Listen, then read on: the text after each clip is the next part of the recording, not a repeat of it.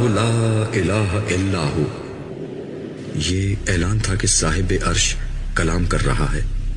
آواز آئی، میں اللہ ہوں، میرے سوا کوئی معبود نہیں۔ ہر سر سے لذیذ تر اس صدا میں وہ سحر تھا کہ میرا وجود سراپا گوش ہو گیا۔ میرا پورا جسم اور اس کی ہر قوت کانوں اور سماعت میں سمٹ آئی۔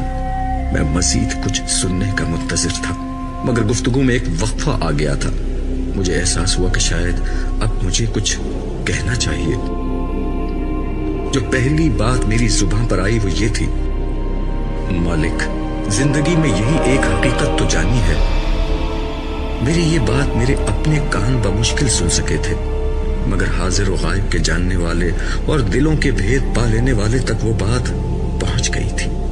جواب ملا، مگر یہ بات جاننے والا ہر شخص یہاں تک نہیں